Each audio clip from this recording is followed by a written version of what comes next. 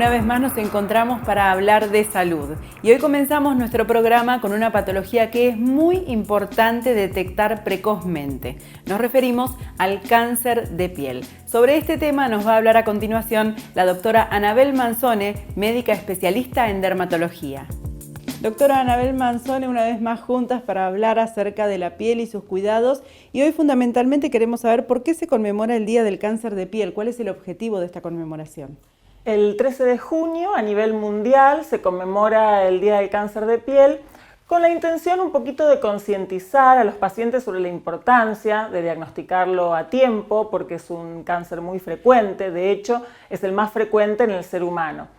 Si bien hay muchos tipos de cáncer que pueden involucrar a la piel, como los linfomas, los sarcomas, los tumores neuroendocrinos, pero cuando hablamos de cáncer de piel nos estamos refiriendo a los carcinomas vasocelular y espinocelular y al melanoma. Esos sí son los más frecuentes, a diferencia de los que nombré en principio, que son muy poco frecuentes. Estos sí no solo son los más frecuentes en la piel, sino en todo nuestro organismo. Hablaste del diagnóstico precoz, creo que esta es la clave. ¿Cómo se llega al diagnóstico precoz del cáncer de piel?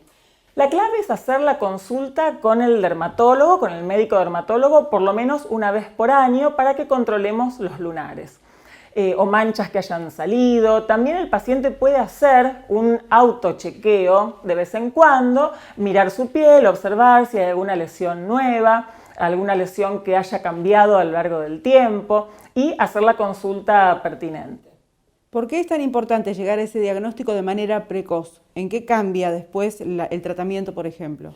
Cuando detectamos un tumor de piel, un cáncer de piel en forma temprana, cuando todavía es superficial, el tratamiento va a ser curativo en la gran mayoría de los casos, tanto de los carcinomas como del melanoma.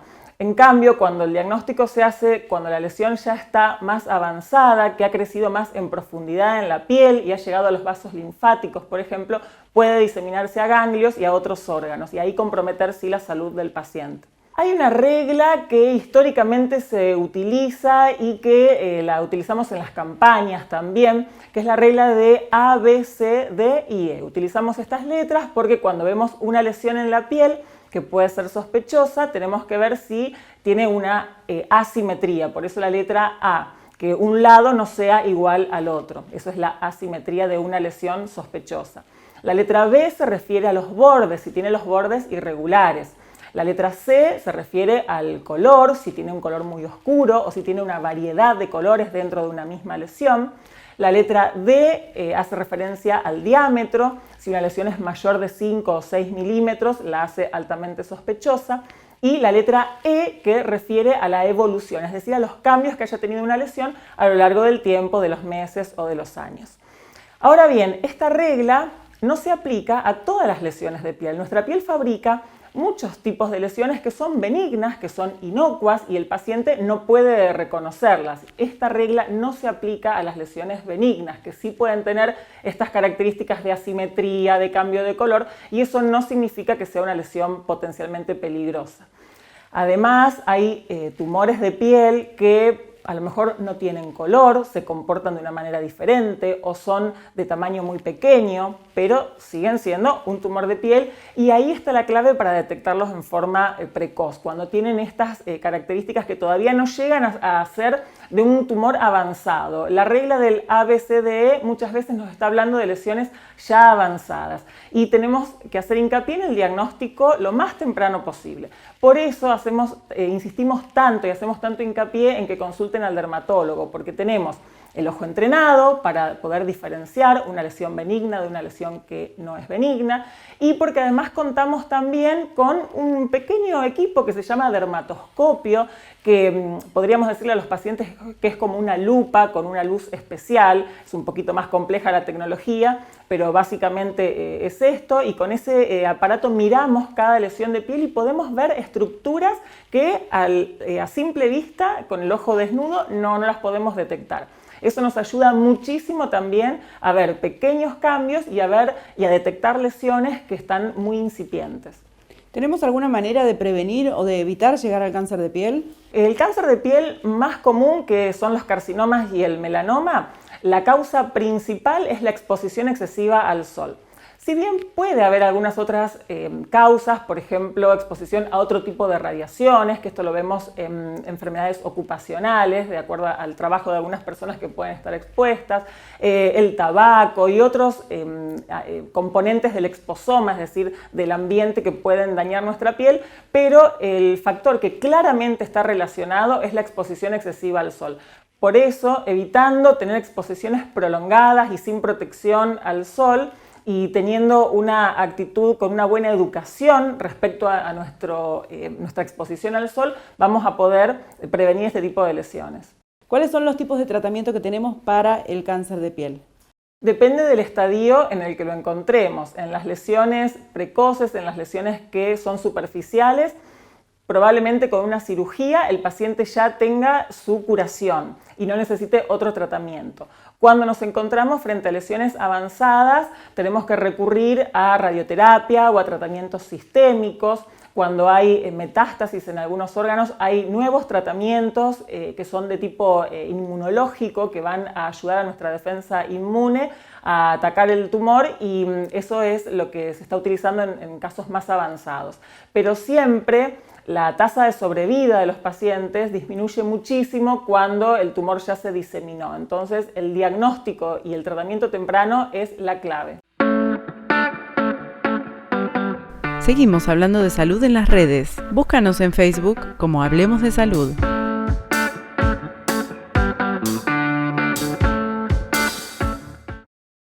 Gracias a vos crecimos para estar más cerca. Estamos en Paseo Sur con más de 20 especialidades.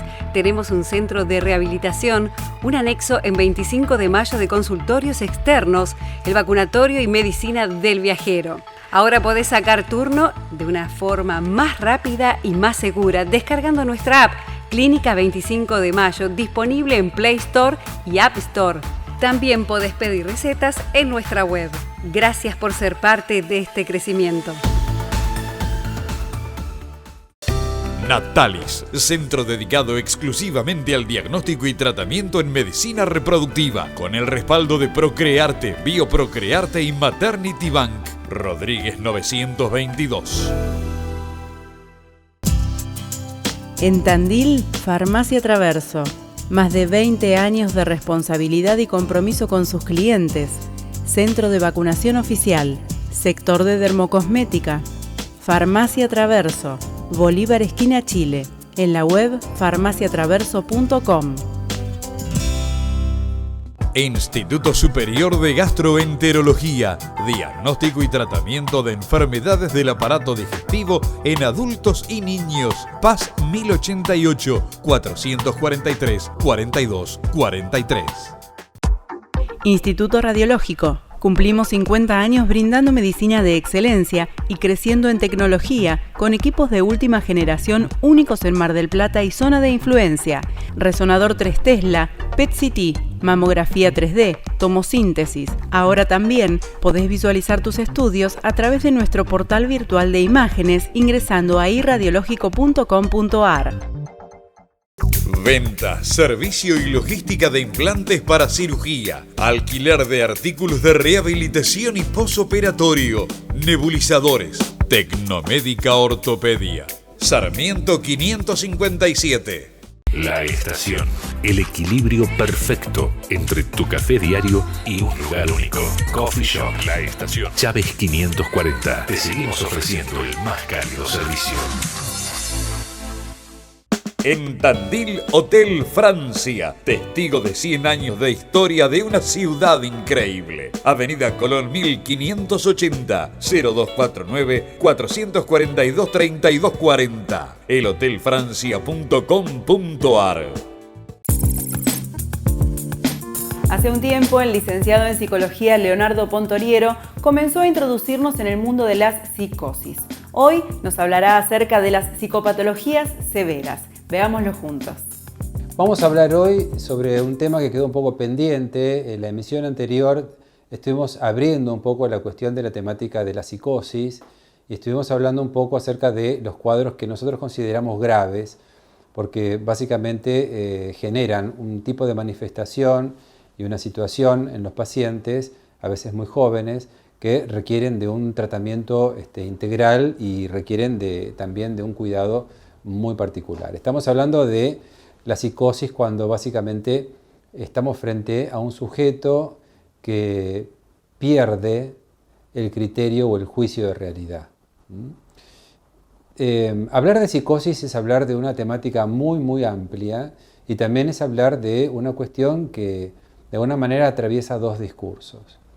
Por un lado el discurso médico, el discurso de la psiquiatría, y vamos a encontrar que en la psiquiatría hay todo un apartado dentro de lo que es el DSM-4, Manual Diagnóstico, Pronóstico y Estadístico de las Enfermedades Mentales de la Asociación de Psiquiatría Americana, y por otro lado también de la CIE-10, la Clasificación Internacional de las Enfermedades, que es el manual que está homologado por la Organización Mundial de la Salud, en donde no vamos a encontrar la psicosis así en términos de la palabra psicosis, sino que vamos a encontrar otro tipo de patologías dentro de lo que son la psicosis. Ahí vamos a hablar de episodios psicóticos breves, esquizofrenia, psicosis subtipo paranoide, psicosis subtipo simple, y hay una serie de variedades de la psicosis que son justamente los nombres con los cuales nosotros en lo clínico y básicamente en lo vulgar lo encontramos, ¿no? O sea, cuando hablamos de un sujeto que tiene esquizofrenia, hablamos de un sujeto que tiene una particular manifestación de psicosis. Dentro de lo que es el manual diagnóstico y pronóstico, hay una serie de criterios diagnósticos que dan lugar a este cuadro, que tienen que ver justamente con ciertas manifestaciones y ciertos síntomas que ponen de manifiesto esta enfermedad. Y básicamente hay criterios muy específicos que tienen que ver con las alucinaciones, con los delirios, con los estados confusionales, que son básicos, por lo menos que haya uno de estos elementos como para pensar en la patología, en la esquizofrenia. No obstante, la característica más locuaz de la esquizofrenia tiene que ver con un desgano generalizado, una falta de ánimo, una pérdida de deseo, una pérdida de ganas de relacionarse y vincularse con otros. El sujeto queda como ensimismado, queda como apagado, y esto va a generar una pérdida que muchas veces se va a cronificar. O sea, el sujeto va a quedar un poco como desconectado. Entendiendo por desconectado como una pérdida de deseo en la búsqueda del otro como un referente, que es lo que nos pasa normalmente a las personas que estamos dentro de la lógica de la neurosis. Estamos hablando de lo mismo, lo que pasa que por un lado estamos pensándolo desde la perspectiva psiquiátrica, que hacen a los manuales, que hablan acerca de los criterios clínicos para el diagnóstico de esta enfermedad, en donde sí por lo general hablamos de esquizofrenia, o de trastorno psicótico subtipo paranoide. La diferencia tiene que ver con las características, sobre todo del delirio o de algunas cuestiones que tienen que ver con la personalidad del sujeto. Mientras que cuando hablamos desde otro discurso, que alguna vez hemos charlado sobre el discurso psicoanalítico, el discurso estructural, hablamos de psicosis englobando todas estas características. Entonces, para el psicoanálisis, hablar de psicosis es hablar de un campo muy, muy amplio, en donde justamente dentro de este campo también están las esquizofrenias, también están las psicosis de tipo paranoide, también hay psicóticos episódicos o episodios psicóticos breves. Este tipo de patologías se trabaja y se atiende de manera integral.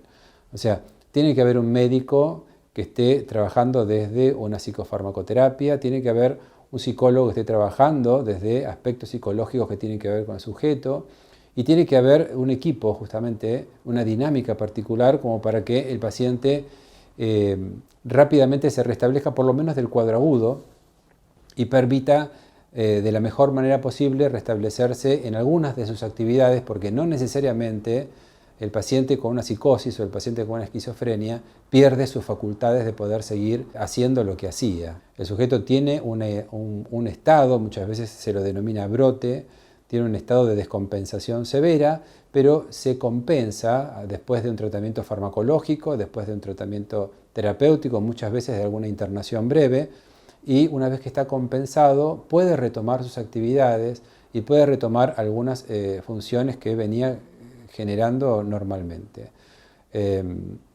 Después habrá que ver el seguimiento, porque sí va a haber un seguimiento tanto farmacológico como terapéutico integral para que ese sujeto vuelva a establecerse de una manera estable y esa estabilidad sea lo más duradera posible.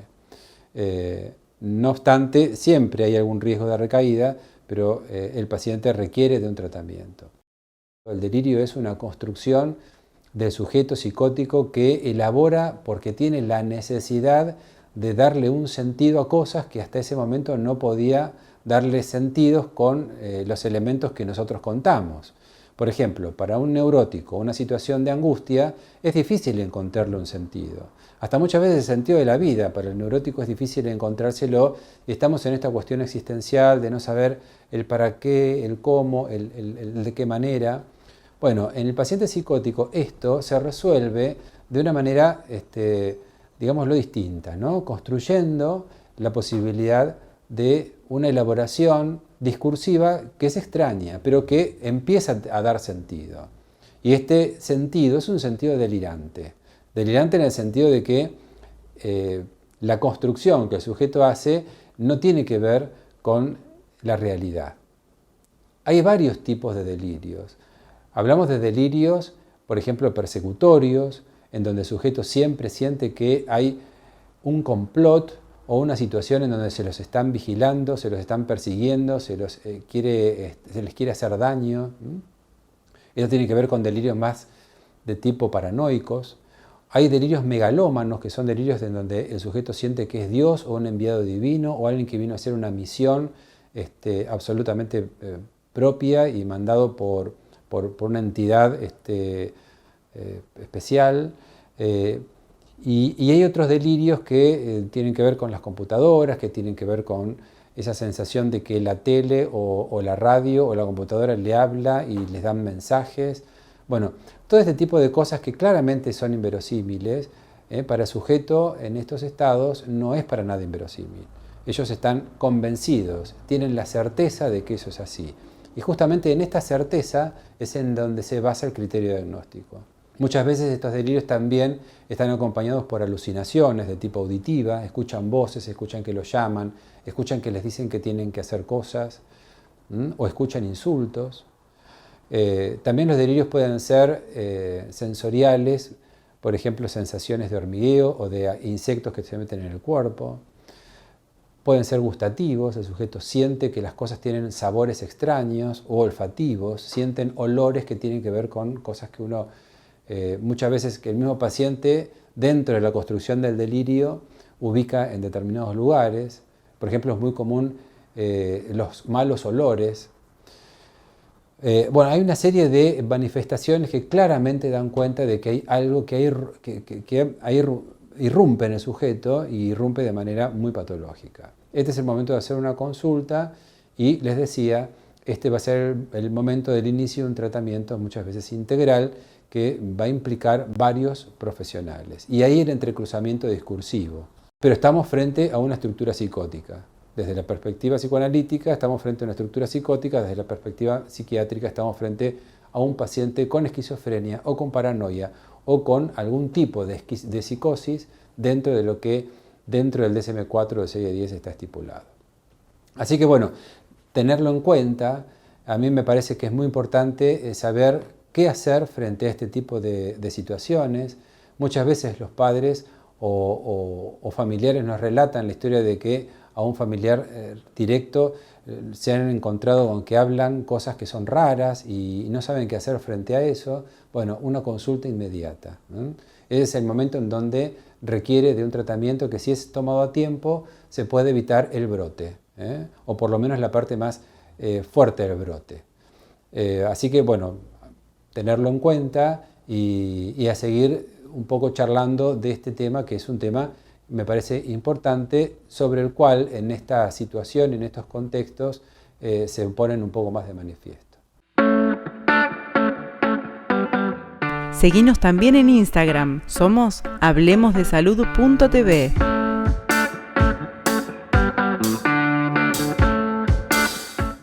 Licenciado en Psicología Leonardo Pontoriero. Trastornos de la personalidad, problemáticas de pareja. Para consultas y turnos, comunícate al WhatsApp 223-536-7243.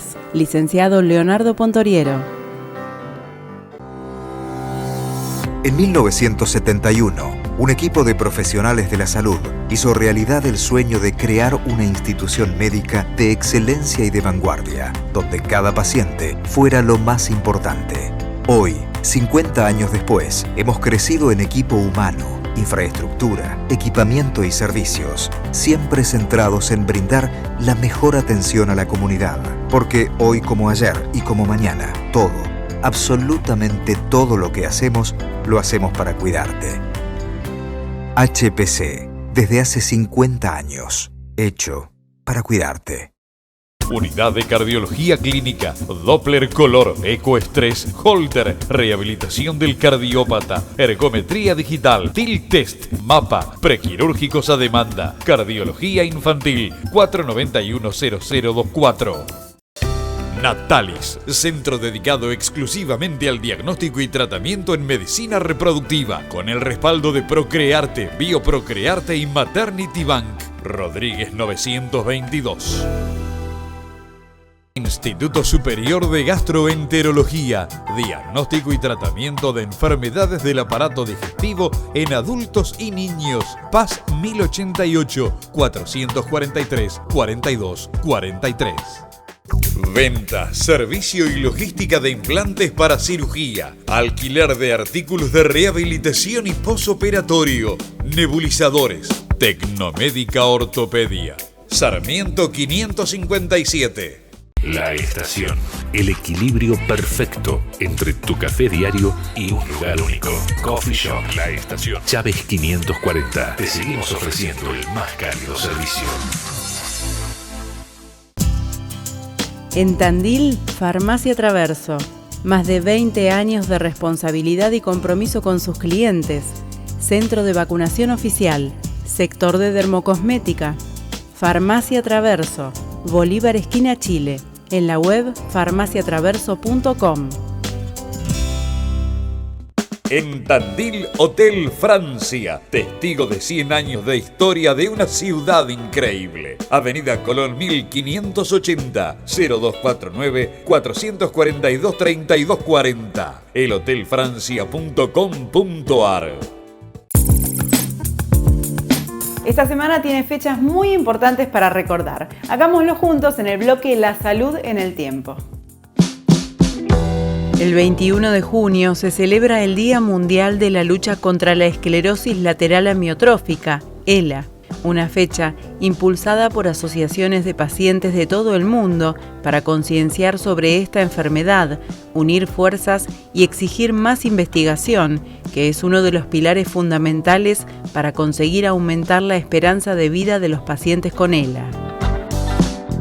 Desde 2019, organizaciones de pacientes están promoviendo la campaña Luz por la ELA, que consiste en una serie de acciones para visibilizar la enfermedad, como iluminar en verde, color que simboliza la ELA, los monumentos más emblemáticos.